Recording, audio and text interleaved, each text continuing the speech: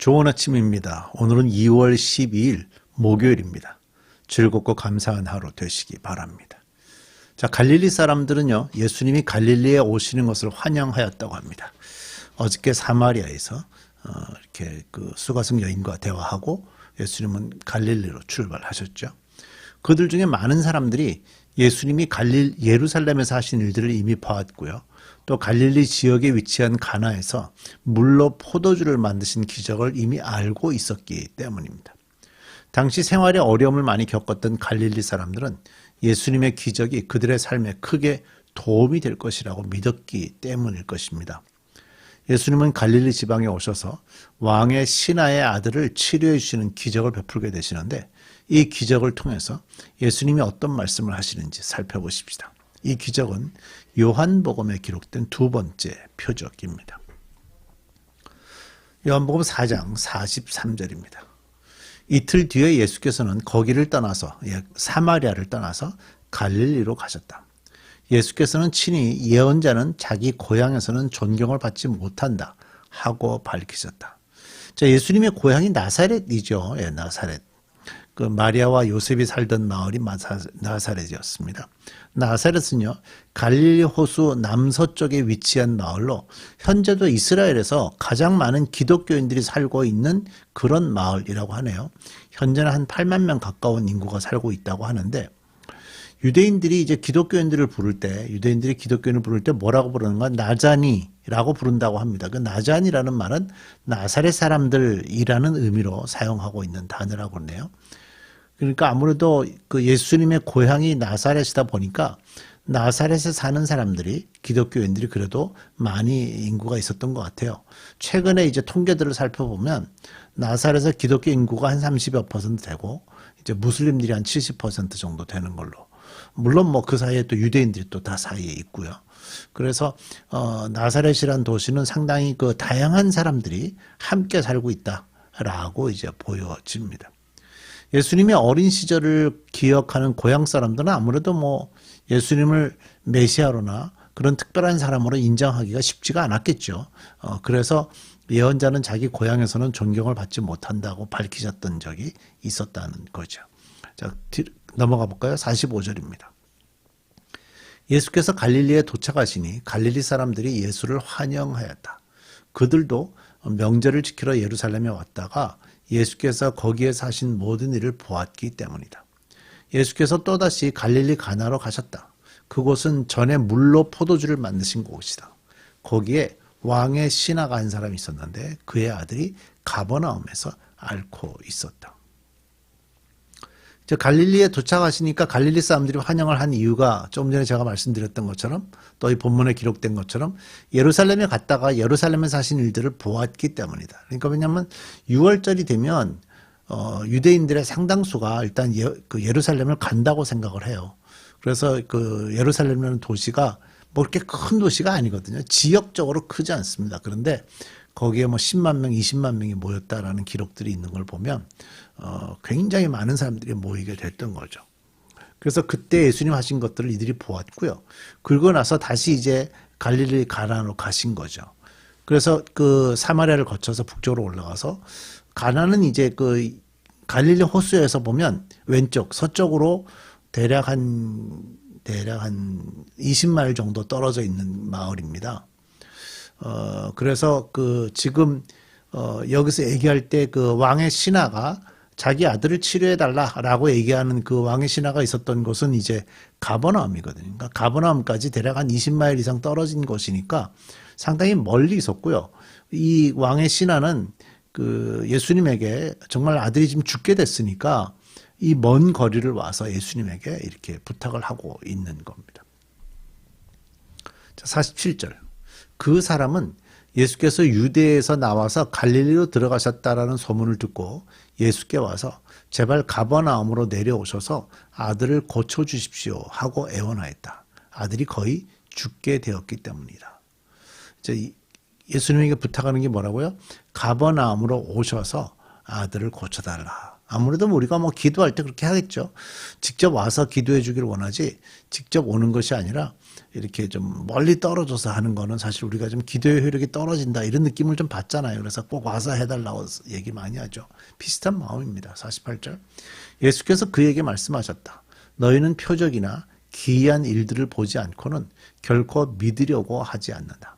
신하가 예수께 간청하였다. 선생님, 내 아이가 죽기 전에 내려와 주십시오. 예수께서 말씀하셨다. 집으로 돌아가거라. 내 아들이 살 것이다. 그는 예수께서 자기에게 하신 말씀을 믿고 떠나갔다. 예수님 조금 전에 48절에서 이렇게 말씀하셨어요. 너희는 표적이나 기이한 일들을 보지 않고는 결코 믿으려고 하지 않는다. 여기서 사용된 표적과 기이한 일, 이전 성경에서는 이제 이적이라는 단어를 사용했었죠. 그 이적이라고 번역된 이 단어가 서로 다른 단어입니다.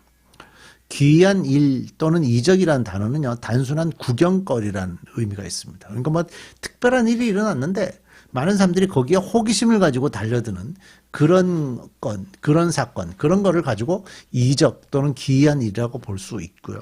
표적이라는 단어는 이제 이미 말씀을 드렸던 것처럼 하나님을 가리키고 하나님에 관해 가르쳐주는 의미가 담길 때 사용하는 단어예요.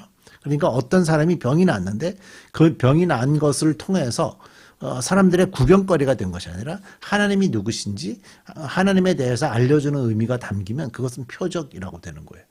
그래서 지금 오늘 그 요한복음에서도 이 책을 지금 이 표적을 두 번째 표적이다라고 선정을 해 놓은 거죠. 당시 갈릴리 사람들은요, 기이한 일에 더 관심을 많이 보였다고 예수님이 말씀을 하신 거죠. 그리고 또 하나는요, 예수님은 또 왕의 신하의 마음을 떠보려고 이렇게 하신 것 같기도 합니다. 그 마음을 떠보려고 했다라는 것이 이제 중요하고 그 사람 마음속에 예수님이 오셔서 이적을 좀 해달라. 그 사람은 아직 하나님에 대한 관심보다는 이적을 행하더라. 내 아들이 좀 고침을 받았으면 좋겠다. 그런 의미의 표현을 했던 건데요. 그래서 예수님에게 계속 간청하죠. 49절에 보면 간청했다는 말이 한두 번 말하는 것이 아니라 여러 번 반복해서 요구했다. 그런 의미의 단어이거든요. 그래서 이 사람은 심지어 예수님이 자기를 책망하셨죠. 야, 이 갈릴리 사람들은 이렇게 그냥 전부 다 이적에만 관심이 있다. 라고 책망하셨는데 묵묵히 그 책망을 받으면서도 간절히 부탁하고 있어요. 예수님이 이 사람에게 하신 대답은요, 그의 신앙에 갈등을 일으킬 만한 그런 것이었다라고 볼 수 있죠. 51절. 이 왕의 신하가 이제 그가 내려가는 도중에 종들이 마중 나와 그 아이가 살았다고 보고하였다. 그가 종들에게 아이가 낳게 된 때를 물어보니 어제 오후 1시에 열기가 떨어졌습니다 하고 종들이 대답하였다. 그러니까 지금 이 왕의 신하는 치료가 딱 된 타임하고 예수님이 말씀하신 타임하고 어떤지 그걸 좀 비교해 보고 있는 거죠. 아이 아버지는 그때가 예수께서 내 아들이 살 것이다 하고 말씀하신 바로 그 시각인 것을 알았다. 그리고 그와 그의 온 집안이 함께 믿었다. 이것은 예수께서 유대에서 나와서 갈릴리로 돌아오신 뒤에 하신 둘째 표적이다. 자, 이 사람은요, 예수님의 그 말씀을 믿고 묵묵히 집으로 돌아갔고 자기 아들이 낳기 시작한 정확한 시간을 관심 있게 물어보았습니다. 집으로 가는 도중에 만난 종의 말에 그는 놀라지 않을 수가 없었죠. 어쩌면 이 사람이 기대했던 것은 단순한 이적, 그야말로 자기 아들이 치료되는 기적을 기대했을 거예요. 그러나 예수님의 치유로 그는 기적 이상의 것을 경험할 수 있게 된 겁니다. 왜냐하면 그 결과가 나와요. 맨 마지막에 뭐라고 됐습니까? 아이 아버지는 그때가 예수께서 내 아들이 살 것이다 하고 말씀하신 바로 그 시간인 것을 알았다. 그리고 그와 그의 온 집안이 함께 믿었다. 그러니까 자기와 온 집안이 다 예수를 믿게 될 만큼 그는 그것이 단순한 이적이 아니라 자기 아들이 치료되는 것만으로 끝나는 것이 아니라 이것은 하나님이 드러나는 살아있는 표적이다라고 그들이 그 가정이 느낄 수 있게 됐던 거죠. 자, 요한복음의 저자 요한은요, 예수님의 많은 기적들 중에서 생명에 관해서 풍성한 가르침을 담고 있는 이 기적을 두 번째 표적으로 선정했어요. 이 저자가 이제 이건 두 번째 표적입니다라고 얘기했다는 거예요. 사실 51절부터 보면 그 아이가 살았다고 보고하였다. 그 아이가 살았다고. 또 52절에도 그 아이가 낳게 된 때, 그 다음에 53절에도 내 아들이 살 것이다 말씀한 그때, 이런 표현들, 이 살았다라는 단어가 3번이나 계속해서 반복되고 있거든요. 그러니까 이 과정에서는요, 예수님을 통해서 생명이 다시 살아남을 경험하게 된 겁니다. 예수님 안에 생명이 있고요. 예수님이 생명을 주시기를 원하신다면 거리는 문제되지 않았죠. 이미 20마일 이상 떨어진 곳이지만 예수님의 말씀 한마디로 그 아이가 치료가 된 거니까요. 가버나움에 가시지 않았지만 예수님은 치료해 주셨습니다.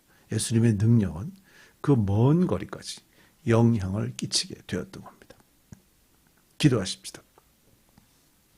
하나님, 우리가 하나님께 나갈 때 하나님이 누구신지를 알게 되는 것을 기대하는 기도를 하기를 원합니다. 그것이 표적이라고 말씀하는데 우리의 호기심, 우리의 치료 다 있지만 그 안에서도 우리가 겪어야 될 치료함을 받거나 건강을 기도하거나 할 때도 그 속에서 하나님이 누구신지를 경험할 수 있고 깨달을 수 있는 그런 표적으로서의 기대를 가지고 우리가 주님께 소망하고 간청할 수 있는 그런 믿음을 허락해 주옵소서. 예수님의 이름으로 기도드립니다.